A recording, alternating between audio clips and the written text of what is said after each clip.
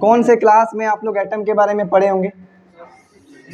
6, 7 lower class से ही ये उठता है एटम के बारे में, जिसमें हम लोगों को थोड़ा इतना तो पता होना चाहिए कि एटम के अंदर में 3 छोटे छोटे फंडामेंटल पार्टिकल्स होते हैं, जिसको हम इलेक्ट्रॉन, प्रोटॉन एंड न्यूट्रॉन के नाम से जानते हैं। आपको अगर पता रहे तो एटम के बारे में बात करना जो चालू हुआ वो डाल्टन सर से चालू हुआ है। डाल्टन सर ने पहले एटम के बारे में बताया, फिर धीरे धीरे उनका थ्योरी फेल होते गया तो थॉमसन सर आए। थॉमसन सर ने अपना कुछ बातें रखा एटम के ऊपर। फिर थॉमसन सर के बाद कौन आया? Rutherford sir. रदरफोर्ड ने कुछ अपना बातें रखा। फिर थोड़ा सा देखो, जो भी थ्योरीज एक एक करके आते गया, लिमिटेशन की वजह से आते गया। डाल्टन सर ने कुछ कहा, उसमें कुछ लिमिटेशन था तो थॉमसन सर आए। अगर लिमिटेशन नहीं होता तो थॉमसन सर क्यों आते एटम के बारे में बोलने? अब थॉमसन सर के बाद कौन आ गए? Rutherford sir. और रदरफोर्ड के साथ आए बोर सर। और बोर सर को हमको पता है कि क्या मिला? नोबेल प्राइज भी मिला। तो बात क्या है, देखो हम लोग को इतना बताया जाता है, टीचर्स के द्वारा भी ये बताया जाता है और हम लोग ये पढ़ते भी हैं कि जो एटम्स होता है उसमें एक पार्ट होता है न्यूक्लियस, और न्यूक्लियस के अराउंड में इलेक्ट्रॉन क्या करता है? रिवॉल्व करता है। बोला जाता है कि इलेक्ट्रॉन उसके चारों ओर रिवॉल्व करता है। तो सवाल ये है मेरा, क्या हम इसको फील कर सकते हैं कि हाँ असल में इलेक्ट्रॉन वहाँ पे रिवॉल्व कर रहा है? क्योंकि कभी हम लोग एटम तो देखे ही नहीं है। अब अगर एटम देखे नहीं है और गुरुजी हम लोग को बता दिए कि इलेक्ट्रॉन रिवॉल्व करता है और हम मान लें, तो ये भी सही नहीं है। क्या पता कि रिवॉल्व ना कर रहा हो, रुका हुआ। तो अगर बोला गया कि रिवॉल्व कर रहा है तो कुछ तो बातें हैं ना, जिसको देख करके ये कहा गया कि नहीं इलेक्ट्रॉन स्टेशनरी या फिर रेस्ट पोजीशन पे नहीं है, वो क्या कर रहा है? रिवॉल्व कर रहा है। तो कर रहा, तो कैसे ये पता करें हम लोग? तो उसी को पता करने का बहुत सिंपल तरीका है। ये कढ़ाई और कुछ कंचा है मेरे पास, इसके मदद से आराम से जान पाएंगे कि जो भी एटम्स होता है और एटम्स के अंदर में जो इलेक्ट्रॉन्स है वो रिवॉल्व ही कर रहे हैं, वो स्टेशनरी या फिर रेस्ट पोजीशन पे नहीं है। तो चलो इधर आओ सबसे पहले, और इसको करने के बाद और एक सवाल इसी से आप रिलेट भी कर सकते हो कि हम लोग इतना पता है कि सन के चारों ओर प्लैनेट भी क्या कर रहे होते हैं? रिवॉल्व कर रहे होते हैं, सही है ना? तो चलो एक सवाल ये है कि हम जानते हैं कि जो मेरा एटम होता है, थोड़ा बोर्ड देखें, एटम में जो न्यूक्लियस होता है इसमें मौजूद होता है प्रोटॉन एंड न्यूट्रॉन, और इसके अराउंड में कौन रिवॉल्व करता है? तो इलेक्ट्रॉन रिवॉल्व करता है। इतना पता है कि इलेक्ट्रॉन पे कौन सा चार्ज होता है? नेगेटिव। और प्रोटॉन पे, अब हमको ये भी पता है कि पॉजिटिव नेगेटिव को क्या करेगा? अट्रैक्ट करेगा। अब ये सोचो, यहाँ पे आओ, यहाँ पे आओ, यहाँ पे आओ, अब थोड़ा सामने आओ सबको, है ना, थोड़ा हम दिखा रहे हैं कि मान लो ये जो कंचा है मेरा, ये जो कंचा है, ठीक है, ये कंचा को हम यहाँ रख दिए। सबसे पहले सबको आओ, थोड़ा सामने सामने आओ, उड़ जाओ ना, क्या होगा? उड़ जाइए सबको थोड़ा सा। तो ये देखो कि मान लो कि ये एटम का, हमको पता है कि एटम क्या होता है? स्पेयर ही होता है। अभी ये कड़ा मेरा जो ये सेमी स्पेयर है, इसके ऊपर और भी ढकता ना इस टाइप से। तो मान लेते हैं कि ये बीच वाला जो पॉइंट है आपका, ये बीच पॉइंट, इसको हम न्यूक्लियस मान लिए, सही है? इस बीच वाले पॉइंट को हम न्यूक्लियस माने तो हमको पता है कि इसके चारों ओर कौन रिवॉल्व करेगा। अब सवाल वही है कि वो रिवॉल्व क्यों करेगा? रुका हुआ क्यों नहीं हो सकता? तो मान लेते हैं कि ये जो इलेक्ट्रॉन है वो मान लो रुका हुआ है, और हमको पता है कि अगर ये नेगेटिवली चार्ज है, इलेक्ट्रॉन कौन सा चार्ज होते हैं? और जो न्यूक्लियस है वो उस पर कौन सा चार्ज है? Positive charge. अब अगर छोड़ दे देंगे तो क्या हो जाएगा? टकरा जाएगा। अब अगर टकराएगा तो क्या एटम आपका एग्जिस्ट करेगा? तो अब सोचो कि अगर ये इलेक्ट्रॉन यहाँ रुका रहता, मतलब रेस्ट पोजीशन पे रहता, तो ये जाके टकराता उसको, क्यों? क्योंकि उसको वो खींच रहा है, और खींचने पे वो सटेगा, और सटने पे वो टकराएगा, और टकराने पे एटम एग्जिस्ट करेगा ही नहीं। तो बात ये है कि देखो, सबसे पहले ये जो बात है, ये सबसे पहले कौन सोचे? रदरफोर्ड सर सोचे थे। ये वाला कंडीशन को रदरफोर्ड सर सोचे, क्योंकि थॉमसन सर ने प्लम पडिंग मॉडल दिया था। उन्होंने कहा कि जो एटम है वो तरबूज के जैसा है, जिसमें पूरा लाल भाग जो है वो पॉजिटिव है, और जो उसमें बीज होता है वो आपका इलेक्ट्रॉन है जो गूंथा हुआ है, रेस्ट पोजीशन पे है। लेकिन रेस्ट पोजीशन पे हो ही नहीं सकता। रदरफोर्ड सर के अल्फा पार्टिकल स्कैटरिंग मॉडल से ये साबित होता है। अगर वो सब नहीं पता तो बारी बारी एक एक करके पढ़ना पड़ेगा। तो अभी तो हम इतना जान रहे हैं कि न्यूक्लियस इसको अट्रैक्ट करेगा, और अगर ये रेस्ट पोजीशन पर रहे तो वो जाकर टकराएगा, और टकराने पे वो एग्जिस्ट नहीं करेगा वो एटम। लेकिन एटम से ही हम लोग बने हुए हैं। ये मैटर भी जो है, कोई भी मैटर एटम से ही बना हुआ, मतलब एटम तो एग्जिस्ट करता है, और अगर एग्जिस्ट करेगा तो इलेक्ट्रॉन जो है वो रेस्ट पोजीशन पे हो ही नहीं सकता। तो रदरफोर्ड सर क्या बोले कि जो ये अट्रैक्ट कर रहा है, मतलब अंदर की ओर एक फोर्स है, इस फोर्स के वजह से ये जाके यहाँ पे टकराएगा। तो ये टकरावट ना हो उसका एक ही कंडीशन है कि वो क्या करे? रिवॉल्व करे। अगर वो रिवॉल्व करेगा तो नहीं टकराएगा। आप देख भी सकते हैं, देखो इसके यहाँ पे ध्यान से देख रहे हैं क्या? अगर इसको रिवॉल्व किया जाए, और एक बार, अरे क्या हो रहा है? वो भी होगा, रहने देते, फिर छोड़ो, देखो रिवॉल्व कर रहा है ना, रिवॉल्व करने के बाद आप देख रहे हो धीरे धीरे इसका वेलोसिटी घट रहा है, लेकिन इलेक्ट्रॉन का वेलोसिटी नहीं घटता है। इसका क्यों घट रहा है बोलो? क्योंकि जब हम इसको रिवॉल्व किए तो ये किसके टच में जा रहा है?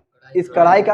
और जब दो बॉडी टच में जाएगा और अगर एक बॉडी मोशन करेगा तो उसमें फ्रिक्शनल फोर्स उसके ऑपोजिट डायरेक्शन पे लगेगा, जिसके वजह से वो इसके मोशन को क्या कर रहा है? अपोज कर रहा है, और वो धीरे धीरे सटते सटते जाके टकराएगा। जितना वेलोसिटी हाई रहेगा उतना अच्छा से वो क्या कर पाएगा? रिवॉल्व कर पाएगा। तो ये जो बात हम बोलते हैं कि इलेक्ट्रॉन हमेशा प्रोटॉन के चारों ओर क्या करता है? रिवॉल्व करता है, ये सही है या गलत है? अगर नहीं करता तो क्या होता? टकराता और एटम एग्जिस्ट ही नहीं करता। इतना तो सही है। ये बात समझ में आया ना? इलेक्ट्रॉन जो है वो रिवॉल्व कर रहा होता है। तो इतना समझने के बाद हम लोग और एक प्रैक्टिकल करेंगे। इसका प्रैक्टिकल इतना ही। एक प्रैक्टिकल क्या है, यहाँ पे ध्यान दिया जाए। हम इसके अंदर में थोड़ा पानी डालेंगे। पहला बात तो देखिए छेद है, गिरे ना नहीं तो डैमेज हो जाएगा। तो देखते हैं, चलो पानी डाला जाए इसमें। और थोड़ा सा आप लोग एल्यूमिनियम फॉयल को कोई अगर फाड़ पाओगे तो फाड़ो उसको। पानी नहीं गिरना चाहिए, बाप भगवान करें कि ना गिरे। इतना चलेगा ना? हाँ रे, भोज थोड़ी खिलाना है किसी को। बस हो जाएगा ये पानी। तो चलो टेप लगा के इसका छेद को बंद कर दिए, बढ़िया हो गया। अब यहाँ पे ध्यान दिया जाए। चलो उसको उस्तादी नहीं करो, नहीं तो होगा ही नहीं जो करना चाहते हैं। सबसे पहले सुनो, दो फाड़ना, दो और एक फाड़ो। ये एल्यूमिनियम फॉयल है। ये वाला प्रैक्टिकल हम पेपर से भी कर सकते थे, लेकिन पेपर से इसलिए नहीं कर रहे हैं क्योंकि पेपर जो है उसको जब पानी में डालेंगे ना तो पेपर क्या करेगा कि उसमें वो अब्जॉर्ब करेगा, पानी को अब्जॉर्ब करेगा, और अब्जॉर्ब करने से वो भारी हो जाएगा, और भारी होने पे वो डूब जाएगा। तो हमको वही डूबने वाला कंडीशन ही बताना है। ध्यान से देखना, सुनो। हम एक तो ऐसा पेपर लेंगे, ये एल्यूमिनियम पेपर है, और इस पेपर को, एक पेपर जो है वो सपाट रहेगा एकदम, इसको हम फोल्ड नहीं करने वाले हैं, इसको फोल्ड नहीं करेंगे, ठीक है। और इस पेपर को हम फोल्ड कर देंगे इस टाइप से। तो आपको बताना है कि अगर हम फोल्ड करने के बाद इन दोनों को अगर छोड़ेंगे तो कौन वाला डूब जाएगा? ये डूबना चाहिए और ये नहीं, तैरना चाहिए। सही भी है, देखो ये तैरेगा भी। आपको पता है कि तैरने का रीजन क्या है? एक तो डेंसिटी बताता है बोर्ड टीचर, और ऑटोमेटिकली एक बात भी आता है इसके ऊपर, सरफेस टेंशन। अगर सरफेस टेंशन किसी को नहीं पता, मान लो जो 9 में है, हो सकता ना पढ़े आप लोग, अगर पढ़े हैं तो बहुत बढ़िया है, नहीं पढ़े हैं तो एक सरफेस टेंशन बोल के चीज होता है जिसकी वजह से ये नहीं डूबेगा अभी। लेकिन हाँ, अब देखो ध्यान देना, ध्यान से देखो, ध्यान से। इसको हम क्या किए, पानी के अंदर ले जा रहे हैं और छोड़ देंगे इसको। अब ध्यान से देखते जाओ कि वो नीचे बैठ रहा है कि नहीं। नीचे बैठ रहा मतलब वो डूबेगा। नीचे बैठ रहा मतलब क्या होगा? वो डूबेगा। देखोगे डूब भी गया, डूब गया ना। चलो अब इसको लाते हैं। इसको देखो ऊपर देंगे, नहीं डूब रहा है, नीचे देंगे, अब डूबना चाहिए कि नहीं? तो आपका बात ही गलत हो गया। आपने पहले बोला कि ये डूबेगा और वो तैरेगा, अब वो डूब रहा है, इसको नीचे भी जाके तुम मुफ्तादी करेगा फिर भी ऊपर आएगा वो। तो कौन सा बात सही था बोलो? उसके अंदर एयर घुस जाता है। हाँ, सही बात क्या है पता है? कि देखो ध्यान दो कि जब हम इसको फोल्ड कर रहे हैं, ध्यान दो ध्यान दो ध्यान दो, जब हम इसको फोल्ड कर रहे हैं, जब फोल्ड कर रहे हैं तो कौन से मीडियम पे फोल्ड कर रहे होंगे? एयर पे। तो फोल्ड करने के साथ इस पे एयर पार्टिकल घुस रहा है, जिसके अंदर में जब ले जा रहे हैं उसको, वो क्या कर रहा है? उसको ऊपर एक ब्यूनेंट फोर्स लग रहा है और उसको ऊपर उठा रहा है, और एयर के वजह से हल्का भी हो रहा है। लेकिन उस पर एयर नहीं हो रहा है क्योंकि ये एल्यूमिनियम फॉयल है। एयर तो इसमें अब्जॉर्ब वो किया नहीं, या फिर उसमें रैप भी नहीं हुआ एयर। हम इसको डाल रहे हैं तो डूब गया। क्यों डूब गया? क्यों डूबा बोलो? डूबने का रीजन भी यही है कि एल्यूमिनियम फॉयल है वो, और एल्यूमिनियम एक सॉलिड होता है, धातु होता है, मेटल होता है। एल्यूमिनियम का डेंसिटी पानी के डेंसिटी से क्या होता है? ज्यादा होता है। ये भी एल्यूमिनियम फॉयल ही है, लेकिन ये नहीं डूब रहा है। क्यों? क्योंकि इसके अंदर में जब रैप कर रहे हैं तो क्या आ रहा है? लेकिन ये डूबेगा, देखेगा क्या? इसको भी डुबा देंगे रैप करके। चलो इसको हम ऊपर में नहीं कर रहे हैं, ऊपर में एयर है ना, हम इसको पानी के अंदर में फॉल कर देंगे। उसके बाद देखो कि ये डूबता है कि नहीं डूबता है। तो एयर पार्टिकल्स अंदर, हाँ, क्योंकि अभी वो डूबेगा, राफ साहब, अभी डूब गया। ये बात अब बोलो कि इसको हम पानी के अंदर में ले जाके फोल्ड किए तो डूब गया, क्या हम ऊपर करेंगे तो डूब सकता है क्या?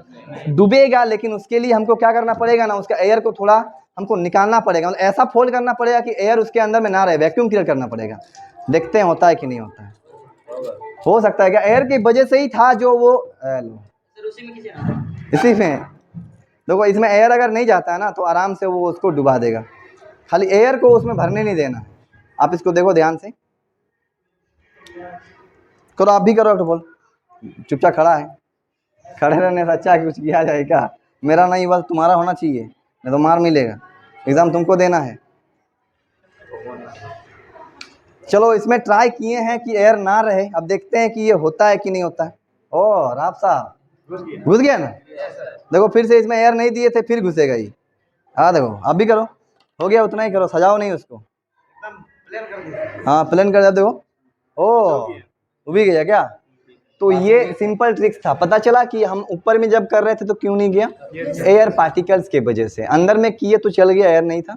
हम उसको वैक्यूम करके भी कर सकते हैं। और सुनो, इतना तो 2 ही प्रैक्टिकल देखे। पहला कि एटम का एग्जिस्टेंस कैसे है, एटम का एग्जिस्टेंस कैसे है बोलो तो, कि वहां पे इलेक्ट्रॉन रिवॉल्व कर रहा, कभी भी अगर वो रुक जाता है तो किससे टकराएगा?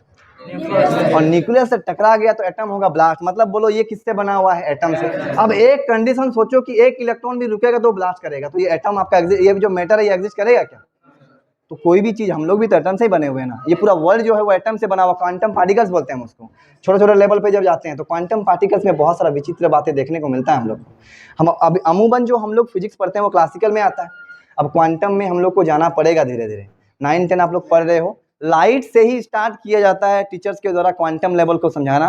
तो लाइट चैप्टर तो है 10th में, 9 में है क्या? 9 में भी है। ट्राई करेंगे थोड़ा सा वहाँ पे क्वांटम लेवल का बात करना। हम अगर समझा पाए तो मेरे लिए तो बहुत खुशी की बात होगा, क्योंकि हमको उतना आता नहीं है, फिर भी ट्राई करेंगे समझाना। सीख ही रहे हैं, सबको ही सीख रहे हैं। कोई 100% जानता है क्या? जो भी टीचर हो 100% नहीं जानता, वो भी सीख के ही करता है। बोलो रोल बना के वो घुसा के देखने किसको? इसको रोल बना के, रोल बना के मतलब ऐसे ऐसे हम बॉल जैसा बॉल जैसा। अब देखो, अगर बॉल जैसा भी करने जाएगा, बस एयर नहीं होना चाहिए। एयर अगर हो जाता है तो वो नहीं जाएगा। उसका शेप पे डिपेंड थोड़ी कर रहा हूँ कि उसको तुम त्रिभुज का आकार कर देगा ट्राइंगल में तो डूब जाएगा, गोला देगा तो नहीं डूबेगा। बस उसमें एयर नहीं होना चाहिए। अब देखो, इसमें एयर आ ही जाएगा, आ ही जाएगा। एयर आ गया मतलब डैमेज है। अब नहीं आएगा ना। सूरज बोल दिया मतलब नहीं आएगा। देख रहा ना, सूरज भगवान है रे। लो नहीं आएगा। पानी के अंदर वो पानी के अंदर में वो घुस गया है यार, नहीं डूबेगा। अभी उसको फिर से एयर को वैक्यूम करना पड़ेगा तब जाके डूबेगा। इतना होने के बाद अब एक काम करेंगे। आप लोग एक बात तो पढ़े होंगे कि जो होता है पार्टिकल जो मूव करता है वो करता है हायर प्रेशर टू, कौन कौन सुने हो? सबको ही ना। अब higher pressure to lower pressure से हम लोग बिना फूंक मारे बैलून को फुला सकते हैं, बिना कुछ किए काम को भी करवा सकते हैं। आपको पता है कि जहां जहां एनर्जी इन्वॉल्व होगा वहां पे वर्कडन हम कर सकते हैं। तो पोटेंशियल एनर्जी हम लोग ला करके वर्कडन आपको दिखाएंगे। वर्कडन भी तो चल रहा है सेकंड चैप्टर में हम लोग का चल रहा ना, वो भी दिखाएंगे। और एक टॉर्क का भी कॉन्सेप्ट होता है, टॉर्क का कॉन्सेप्ट भी दिखाएंगे। आज इतना ही, क्योंकि और भी क्लासेस वो करो, बाद बाकी समझ पाए थोड़ा बहुत भी, बाकी कुछ और प्रैक्टिकल्स दिखाएंगे। आज इतने करते हैं, ठीक है? ठीक है, चलो।